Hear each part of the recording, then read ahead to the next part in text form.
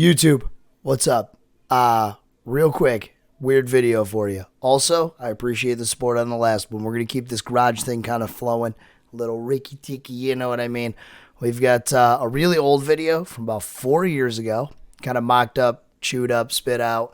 Check it out. Let me know what you guys think. You'll notice I have an afro. I have long beard. I am a much different man. We were building a different car at the time, but I stumbled across the videos and I wanted to share with you just how bad all of this is. Enjoy it. Appreciate you. Don't forget, like, subscribe, ring the bell, leave a comment down below. Run your mouth. Don't run your mouth. Congratulate me. Share with your friends, your parents, your uncle, that weird guy down the street. Just go ahead, you know. That's what we're here for. I answer every comment, even if it takes me 6 months. Enjoy the video.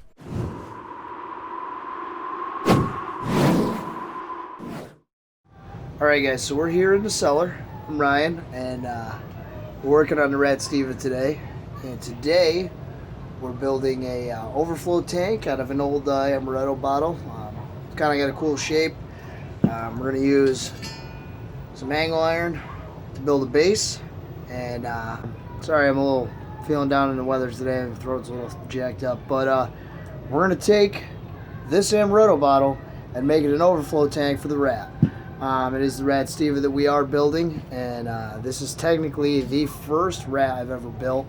I've done this many times on a bunch of my classics and stuff like that I've built overflow tanks for. We're going to take this angle iron. We're going to build a base. We're going to weld it up and put some support straps on it, and that way it'll hold nice and tight. We'll have a place to bolt it on to the frame, or you know, wherever I see fit at the time. And so that's basically what we're doing today. We're down here in the cellar and we're enjoying ourselves. Got a little Tokyo Drift going on the sweetest tube TV ever. Yeah, oh yeah, gotta make it feel classic.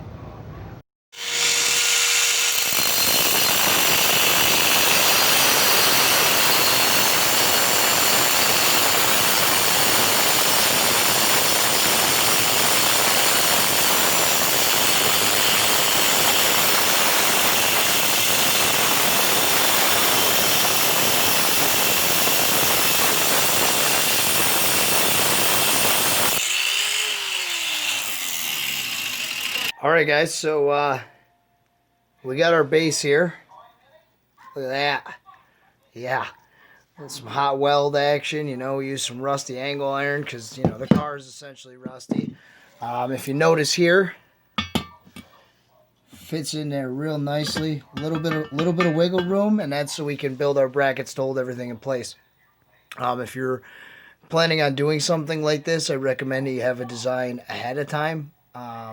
More or less, so you don't get to a point you're like, oh no, now there's tons of gap there and I have to rebuild everything because now it doesn't fit right.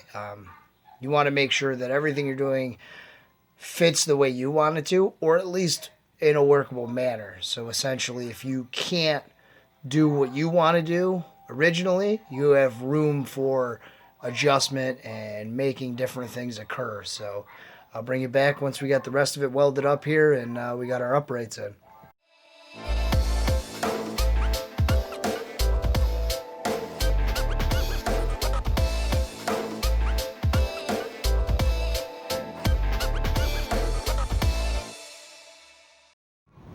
Alright guys, so we finished it up here, and we changed it up a little bit from the design I had showed you.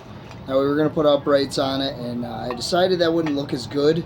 So I found this, I had a Katana 750 a couple years back, pile of shit.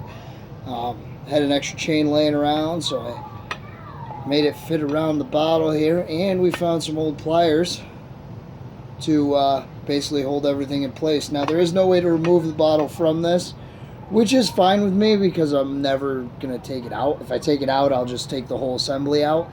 Not a big deal. Now people are like, oh no, how are you going to attach it?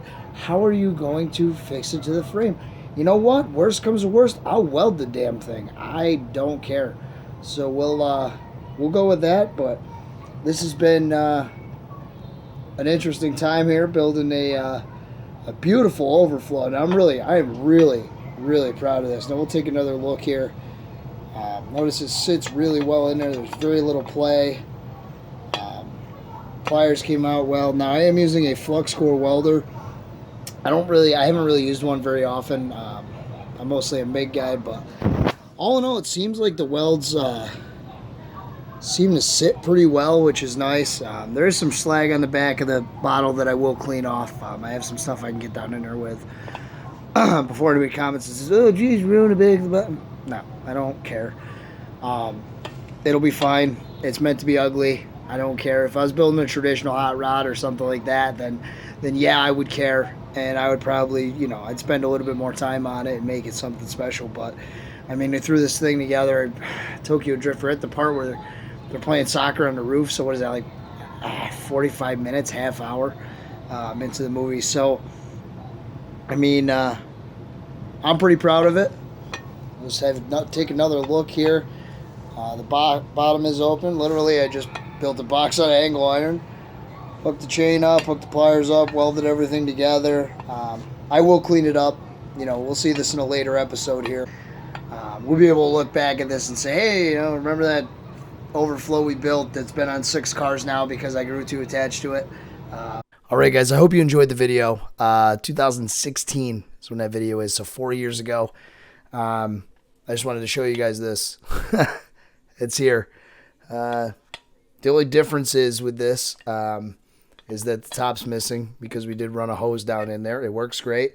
I've used it twice now.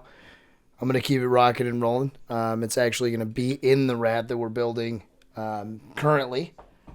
So stick around later on in the week.